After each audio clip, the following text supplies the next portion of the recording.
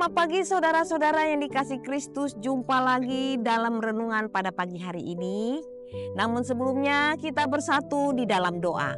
Damai sejahtera Allah yang melampaui segala akal, itulah yang akan menyerah hati dan pikiran saudara-saudara dalam Yesus Kristus Tuhan kita. Amin. Firman Tuhan pada pagi hari ini tertulis di dalam Lukas 1 ayat 52. Ia menurunkan orang-orang yang berkuasa dari tatanya dan meninggikan orang-orang yang rendah. Demikian firman Tuhan. Saudara-saudara, pagi ini kita berbicara tentang keadilan Allah. Lukas 1 ayat 52 adalah bagian dari Magnificat, nyanyian pujian Maria setelah menerima kabar bahwa ia akan menjadi ibu Yesus.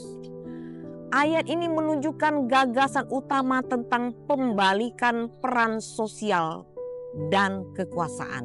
Ia menurunkan orang-orang yang berkuasa dari tatanya dan meninggikan orang-orang yang rendah.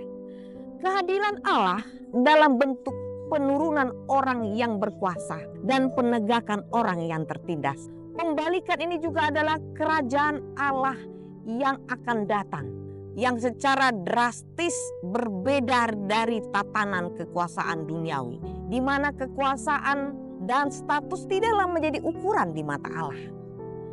Kaum miskin dan terpinggirkan hidup dalam kesulitan dan ketidakberdayaan, sementara kaum elit dan penguasa menikmati kemewahan. Dalam konteks ini, pesan tentang Allah yang menurunkan orang-orang yang berkuasa menjadi suatu kritik terhadap tatanan sosial yang ada. Dalam konteks dunia yang seringkali diwarnai dengan ketimpangan kekuasaan, ketidakadilan, dan pengabaian terhadap yang lemah. Nyanyian ini mengajak umat untuk merenungkan kembali nilai-nilai keadilan dan kesetaraan. Yakni, pertama, komitmen terhadap keadilan sosial. Nyanyian Maria mencerminkan sikap Allah terhadap kaum yang termarginalkan dan tertindas. Dalam hal ini gereja dan komunitas iman modern diingatkan untuk berdiri di garis depan dalam memperjuangkan hak-hak mereka yang lemah dan tertindas, baik melalui aksi nyata maupun kebijakan yang inklusif. Allah meninggikan orang-orang yang rendah dan menurunkan orang-orang yang berkuasa.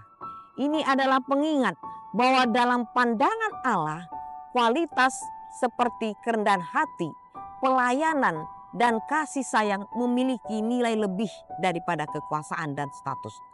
Dalam kehidupan sehari-hari, pesan ini mendorong kita untuk memprioritaskan pelayanan kepada sesama daripada mengejar status dan kekuasaan pribadi.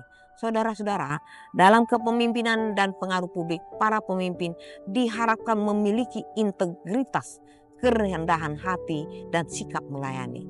Bukan hanya mementingkan kepentingan pribadi atau kekuasaan semata. Oleh karena itu, saudara-saudara terkasih, dalam setiap aspek kehidupan, baik di ranah sosial, politik, dan spiritual, manusia diundang untuk meneladani Allah yang berpihak pada mereka yang lemah dan rendah hati. Dengan mengikuti pesan ini, mari kita dapat berperan dalam menciptakan dunia yang lebih adil, damai, dan sejahtera bagi semua umat. Selamat beraktivitas, Tuhan Yesus memberkati. Amin.